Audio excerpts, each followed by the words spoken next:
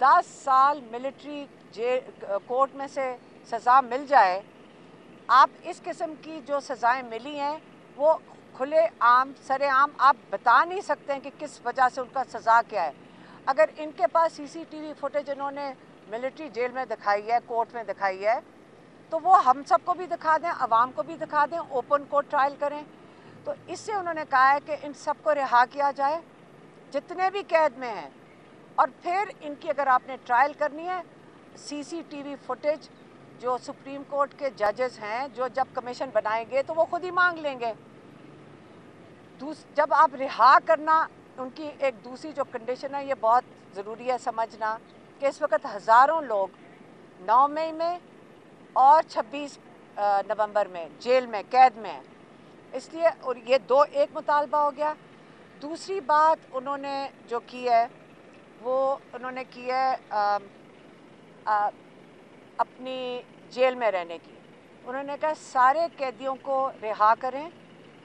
मैं बिल्कुल, उन्होंने बड़ा क्लियरली कहा है कि सबको रिहा करें, मुझे अगर जेल में रखना है आप जेल में रख लें, लेकिन मैं हाउस अरेस्ट में नहीं जाऊंगा, क्योंकि उनको पता चल गया कि बहुत ज़्यादा कैसराइयाँ हो रही हैं कि इमरान खान को बनी गाला शिफ्ट कर रहे हैं, इमरान खान को पता नहीं केपी शिफ्ट कर रहे हैं। वो कहते हैं मैं कहीं भी जाऊंगा नहीं, मैं हाउस अरेस्ट में नहीं जाऊंगा, सारे कैदियों को रिहा करें, मुझे कैद में रख लें, लेकिन हाउस अरेस्ट में मैं नहीं जाऊंगा। रिहा करेंगे तो अपने केसेस का सामना करके अपने आप को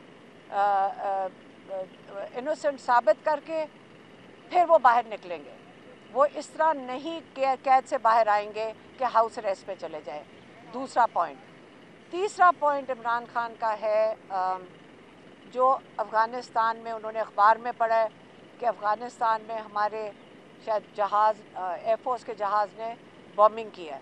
उसको इस बात का इमरान खान को बहुत दुख हुआ।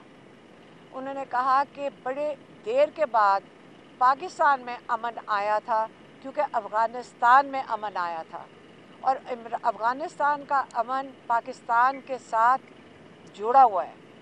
अगर आप वहाँ पे जाकर इस किस्म का चीज़ करेंगे या बॉर्डर के ऊपर इस किस्म का इंतशार होगा तो पाकिस्तान का अमन भी उससे मुतासर होगा।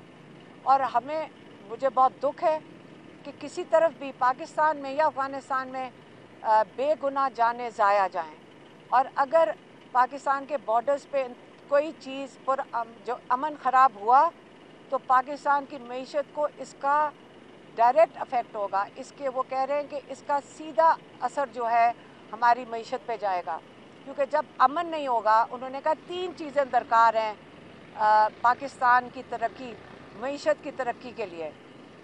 एक उन्होंने कहा है रूल ऑफ लॉ, कि हमारी जुडिशरी काम करे।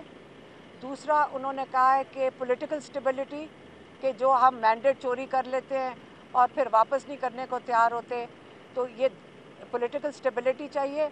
और तीसरी बात उन्होंने की है कि आपको अमन चाहिए।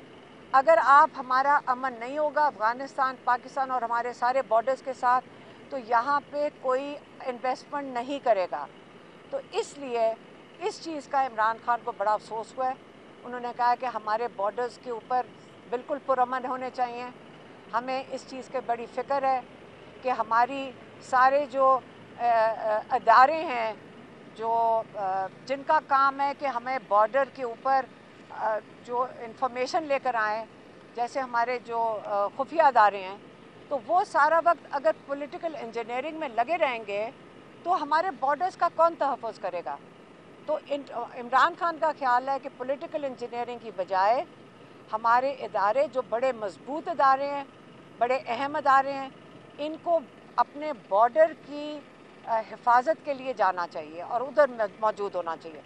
ये 3 इमरान खान के पॉइंट्स से मैंने आप